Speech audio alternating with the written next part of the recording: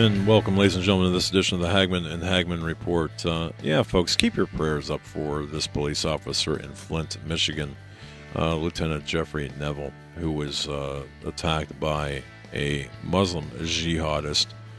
There's a whole lot of apologetics for this kind of for the Muslims. I want to say this by Christians, and to me, this is where we're headed if we continue as Christians and as conservatives to color the truth or to, I want to say, polish something. Okay, you can't polish, you know what I'm talking about, that old phrase. To me, as Joe and I have interviewed people like IQ El Razuli and others former Muslims who have left Islam but know the Quran, know the Hadith, know the Surah.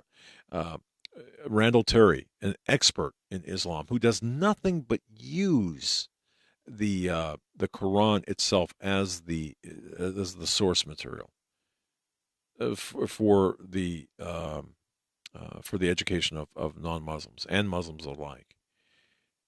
Folks, we have to be honest, and I think that there are so many disingenuous people. The level of this bloodlust that ultimately is bloodlust, I believe, but this desire to coexist when coexistence is not possible, especially for Orthodox faith, when you follow the orthodoxy of the Islamic faith. Folks, we cannot coexist, and this is not a call to arms or anything like that. I'm just saying you cannot coexist, and the Christians, especially the ministers, the pastors, I believe have a duty and a responsibility to present this to their flocks, their congregations, to advise them of the fight of what we're up against. And truly, and I said this back when I was on a program in Canada on the CBC. This is, my goodness, probably 12 years ago. I said, we are engaged in a battle between good and evil. And I really believe that to be the case. So, in the end, that's, and there's so much deception with that. Joe, are we good to go? I know we were having some issues. We have Robert Griswold of Ready Made Resources with us now. Something was up with our Skype connection, so he's coming on with a landline. But Mr. Griswold, welcome back to the show. It's always a pleasure to be here. And Mr. Hagman, I tell you, having traveled to every country in the Middle East and even Eastern Asia, countries like Pakistan and North Africa, I have seen it firsthand. And we have a 1,400-year struggle that we faced with Islam. It has never relented. It has been probably one of the most murderous cults that has ever existed. Some estimates go as high as 650 million, but it's estimated between 270 million and 450 million people have lost their lives to Islam. The African nations suffered gravely with slavery. 110, 150 million Africans were taken slave by Islam. And the males in that were almost immediately castrated. Up to 80% of them died. These are historical facts that we can go back and look at and see. And so the question, I agree with you, is how can you coexist with somebody who has never renounced that type of behavior? In fact, if you listen to their imams today, many of them promote that exact same thing, the slavery, the sex slavery, the domination, world domination of Islam over all other faiths. And we are in a war. My two best friends in the world are law enforcement. And I was talking to one of them today, and, he realizes one of his brothers was stabbed. And it's just another case of this unending battle. And until we stand up and say no more, unfortunately, it's going to continue, and the violence will escalate. Neville Chamberlain taught us appeasement does not work. Folks, Robert Griswold and Bob, Mr. Griswold, you're exactly correct. And folks, I want to speak to you for a second. Robert Griswold, Ready Made Resources. Okay, we have a relationship, a professional relationship with Mr. Griswold. The reason being, and listen, please listen and understand this.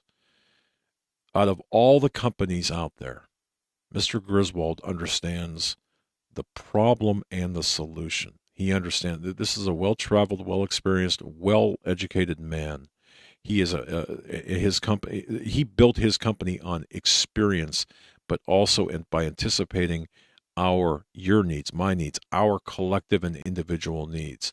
And this is why, out of all of, and we have had companies, and I've got to tell you, Mr. Griswold and ladies and gentlemen, we've had companies come to us and say, "Can we be your Can we ask for exclusivity with your show, and we'll pay you a bunch of money?" No, we go for we make the relationship with Mr. Griswold, or have the relationship with Mr. Griswold, because of his experience, his knowledge of both the problem and the solution. This man is the key here, and this is why we're so grateful to have him. And we're so grateful to be able to click on the one link to his website and to find solutions to our problems. And that's what I just want to say. And I apologize for taking your time up, but I think people should know the backstory and know how important our business relationship is, because this is a life and death struggle. And yeah, thank you. But go ahead, sir. Well, I appreciate the words very much. I do. I'm a student of Adam Smith, The Wealth of Nations. This is how I provide for my family, is running Ready Made Resources. I've done a lot of things in life that I was paid very well to do, but this is my passion. I have to tell you, as a student of history, an amateur student of history, I understand where this is going. In fact, I was just rereading the book, The Fourth Turning, and there's a quote in there I wanted to just mention. It says this. It comes out of The Fourth Turning. If you haven't read the book, it's a great book to read. It says, "History is seasonal, and a winter is coming. The very survival of the nation will feel at stake. Sometime before the year 2025, America will pass through the great gate in history, a great gate in history, one commensurate with the American Revolution and the Civil War, and twin emergencies of the Great Depression and World War II. The risk of catastrophe will be high. The nation could erupt into insurrection or civil violence, crack up it geographically, or succumb to authoritarian rule." And the first thing I think about when I read that is Deagle. I mean, Deagle's predicting that. But what you have here is you have an 1860 moment, the Civil War, American Revolution. The American Revolution was basically a type of civil war, and you have that Civil War. At the same time, you have World War II, a global war threatening. You have Civil War and global war threatening, and on top of it, you get a financial depression. That is a toxic cocktail of things. We see the left today. They are prepping. They are actually preparing because they know what's coming. And I think it really behooves us that to come to the understanding that Donald Trump, and this is why I totally agree with Steve Quayle, Donald Trump, I think, was put in that office for one thing, maybe more, but one thing, and that was to shine a light on the absolute corruption before God brings judgment on America. We are seeing exposure after exposure after exposure of just blatant corruption. The murder of Seth Rich, it goes unpunished. Nobody cares. Some people care, but I mean, it just doesn't get the traction. Nobody's going to be brought to trial or accountability for a murder that everyone knows wasn't accidental. It was deliberate. So we're at a place in our country where I agree with the writers of The Fourth Turning. We are headed towards a winter. We're headed towards the destruction period. And, we have to ask ourselves the question, who do we want to regain control after this reset goes on? Do we want the people that foster this to maintain power? Or do we want people who understand the nature of freedom and liberty, who want to extol human virtue, biblical values? Do we want them to be the ones that say, this is the way we're going to proceed from here? I mean, I, for one, want the latter. And so, Amen. What do we do to survive what is coming? Because, I do believe the nation could break into insurrection, civil violence, crack up geographically. It could succumb to authoritarian rule. And so at that point, we have to ask ourselves, what do we do? It's good. It's something to come on this program and to talk and to maybe generate apprehension in people. Some people call it fear. Believe me, I've been in places, fear keeps you alive. I can tell you it keeps you alive. And I can't go into too many details, but I've been in places I knew if I made the wrong decision, I would have never come home. So if you feel this trepidation, if you feel this fear in your heart, or things coming, or just an unrest, there's two ways you can go with it. You can deny that fear and just try to ignore it, which most of America does these days, or you can do as Noah. And as it says in the Bible, Noah moved with a holy fear. See, that's a good fear. A holy fear is a good fear because it's based on reality. It's based on, history and biblical values, biblical truth. When it's based on that, then you can operate and move on that fear and do something constructive. So it's not just enough to say, let's get people worried about these things. The goal of all of us is to say, how do we weather this storm? How do we position ourselves in such a way as to weather this storm? And I think that's what we need to be discussing and going into. What can the average person do to see this storm, which I think it's going to be pretty devastating. I think it's going to undermine a lot of this nation, and I hate to say it, I think a lot of people will not make it through the other end of it. But what can we do for good people that understand those values, to say, I want to come through the other end of this, and I want to be the ones that set the new stage for my posterity?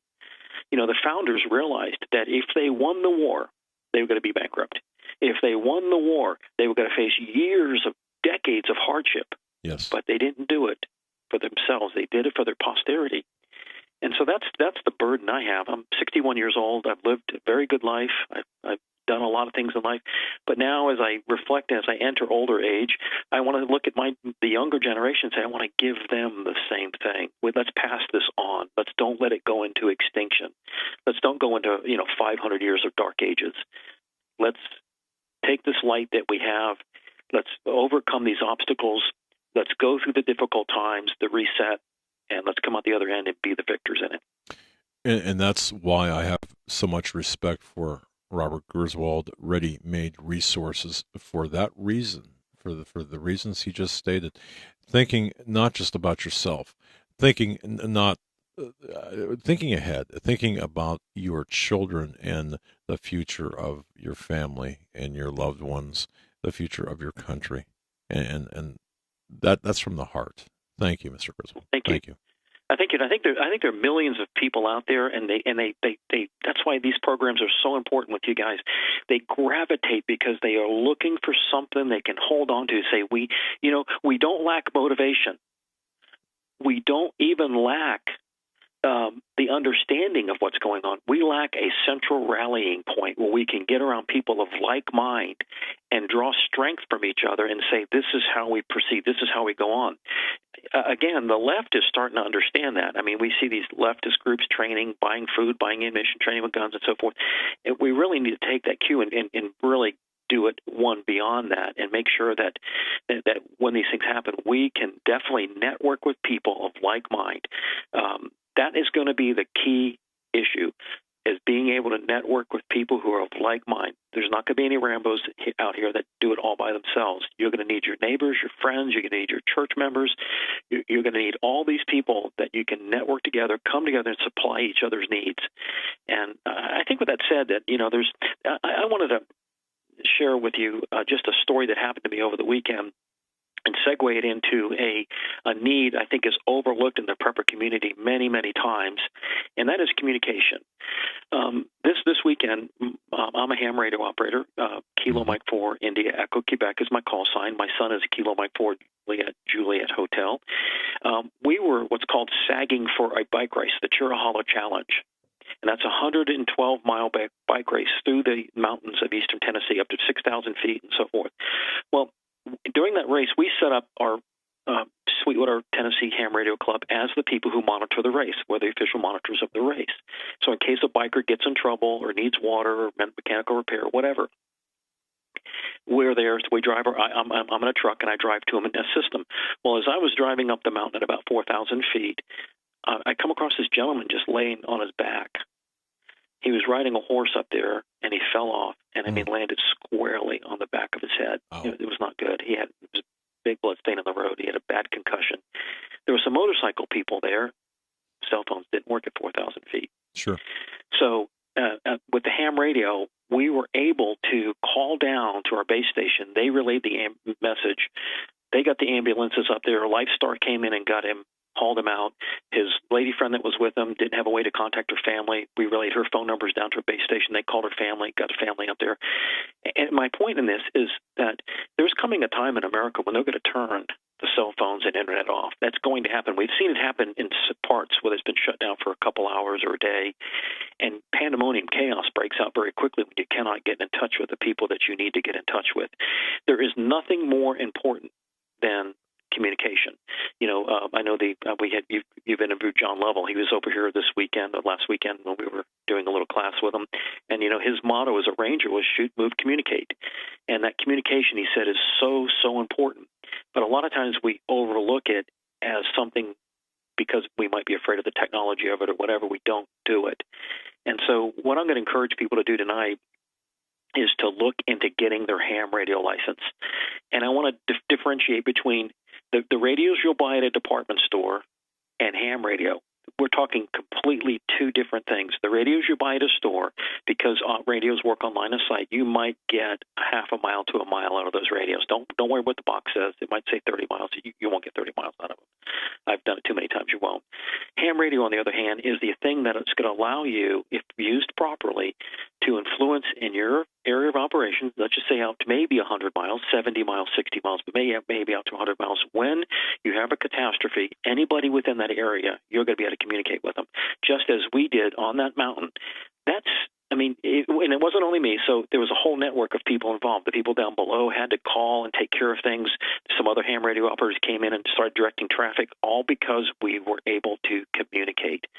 And so I just want to encourage people to look into getting their ham radio license. I'm more than glad to help them, because I know as you get this aspect of prepping taken care of in your life, everybody around you, just as that man, was benefited by the experience of people having gotten their radio license. That man had nothing to do with radio, but I would dare say it probably saved his life. Wow. Because if not, it would have taken half an hour, 45 minutes to drive off the mountain, to get the ambulance, half an hour, 45 minutes to get back up there. And this man was definitely slipping into, he was going unconscious, and we were doing everything we could to keep him conscious.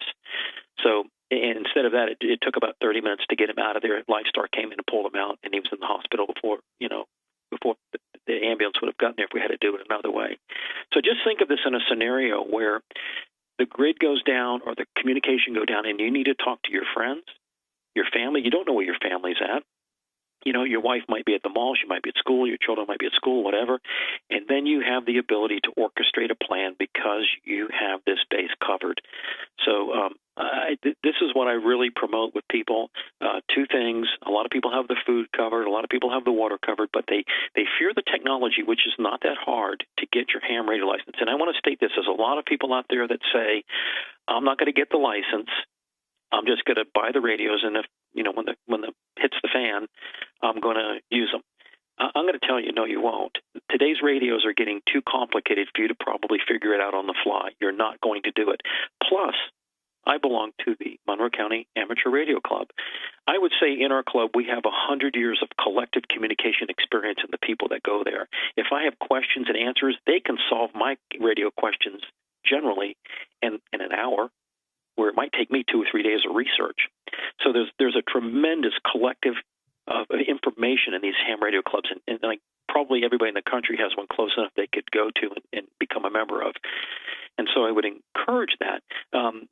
We've actually put together a little package we can talk about later, but for people who are interested in doing this, they'll give you 2 ham radios, all the things that you'll need to be able to talk to you, your spouse. You can always add more to it, but it is one thing I just wanted to touch because it's a passion. Communication will be essential. You can have all the food you have, you can have all the water you have, but if you can't contact people for help, support, whatever you're going to need, you're going to find yourself, you're going to be a victim pretty quickly. You're talking to a guy, by the way, that I don't have a cell phone except when I go on the road or out of town. My wife says, "Here, take this," and I look at it and I okay, and I do know. Praise to you. Okay, yeah, I don't. So at least if there's an accident or something, I can certainly I know how to turn it on and get the numbers to show up and but having said that, and this is weird, okay, because I I know the importance of communications, and I've always wanted to really understand and get familiar with ham radio operation. By the way, two things three questions in rapid succession. How long does it take to get your license? How much is a license fee? And do I need to erect like a 50-foot antenna in my backyard? Okay, to answer your questions, I studied. We actually in the package we sell. There's a course in there that's an online course. It's called hamradiolicenseonline.com. You go through there. It's a preparatory class. For me, it was the best thing I found. You can't take your license, your test online, but you can go through and take this preparatory course, which actually has generated simulated tests. So you can go in there and take a simulated test as many times as you want to before you go and take the real test. The real test has to be administered locally. And like I said, if you go online, anybody goes online, and let's just say you live in Brown County, Kentucky. I don't know if there is such a thing, but let's say you live there. You go on the internet, type in Brown County, Kentucky Amateur Radio Club. You're gonna find the amateur radio club in your area. You would contact them. They would tell you when they would administer the test. It took me 2 weeks to prepare for the test, and I passed it. My son was 12 years old at the time. All he knew is you turn the button on and push the thing, and you can talk through it. He kind of brute forced the test. He just went through and kind of memorized a lot of the answers, but because it is a multiple guess, and he passed it at 12 years old. Became the youngest ham radio operator in Monroe County at the time. So I hope that answers that question. The fee to take the test is they charge us $10 each to take the test, and so that's not going to be a break the bank in most people's cases. To get set up with ham radio, there are different avenues or different levels that you can use ham radio. Most people, for local communication, I would say out to about 100 miles, are going to use what are considered UHF, VHF radios. They look like the kind you buy down at the department store. They're the same, but the frequencies are different. And here's where the big changes start coming. First, those handhelds you buy at the department store, a limited amount of frequencies. You're going to quickly find out that people are overwhelming those because so many people are going to try to use those frequencies. You're not going to be able to get your communication through. When there's an emergency, everybody's going to have the same idea. Pick them up and use those. And, if you have other people in your area trying to use them, you're going to be talking over each other, especially in a larger city. Mr. Griswold, I just want to give you a heads up here. It's 7:53. We got about 2.5 minutes before the break. 3 minutes, okay. Yeah. Want to make sure that we make sure I can change the antenna out, put a bigger antenna on a ham radio, and go that way. We put together a radio package. You get 2 radios, 2 ham radios, 2 throat mics. And a lot of times if you're out and you don't want to hear people talking, it's a throat mic with an earbud. That clips in so you can be secure in your communications if you're out walking around and don't want everybody else to hear what you're talking about. 2 larger antennas, 2 extra batteries, 2 car chargers. It comes with, of course, the repeater handbook, and it's less than $500. And so I'd be glad after the program to talk with people about this. But those are some of the things that you can do. And again, just encouraging that because it is absolutely essential for what is coming. I'll stay here during the whole show. I want to listen to Steve Quayle anyhow. He's my friend. I want to listen to him. But if they want to call me at 800-627-3809 or they can go online and go to the website. Once they enter the website, on the left-hand side, they'll see the search bar. Just type in Hagman Special. That package will come up. If they type in Hagman Special, that will come up. And I'm actually throwing in a free, what's called a programming cable that allows you to actually program the radios right off your computer. Makes it much easier than punching all those little buttons and learning the menus. So, again, if people have questions on communication, I'll be glad to stay here as long as the phone rings and help them out with it. Call me tomorrow. It is an essential thing. If you do not have communication, I can promise you, you're not going to fare this event that's coming well. You will not do it. It is critical. Man. What a great offer. Thank you, sir. Thank you so much for putting this and for being there to answer questions. And this does separate you from everyone else. Wow. I mean, Robert, we have a listener question. This is from Ken. He asks, looking into his ham radios, your ham radios, will they work after an EMP? Yes, if you go, actually, there's a company called Solark, SOL-ARK. We sell their products. They make a EMP, CME, resistant solar energy system. They actually have a video you can go watch where they set up an EMP cage and zap these radios and zap cell phones. Because the circuitry in them is so small, they generally will work after an EMP. The caveat with that is if you plug it in charging it, then you've connected that cell phone or that radio to 1,000 miles of wire going back to the transmission station, and then it'll burn up. Generally it is. If they need to, they can get an EMP bag, put them in an EMP bag and store them that way, but the key is learn to use them now. You're not going to learn to use them in an emergency. Under stress, you're not going to do this. And so the person who wants to buy the radios and not train with them, I would tell you you're wasting your money. Buy the radios, train with it, get your ham radio license, ask questions. Again, there's probably 100 years of collective radio experience at your local ham radio club, and they're more than glad to help people to get their amateur radio license. And you can't go wrong, when you talk about the importance of communication, especially in times of natural disasters or societal breakdowns.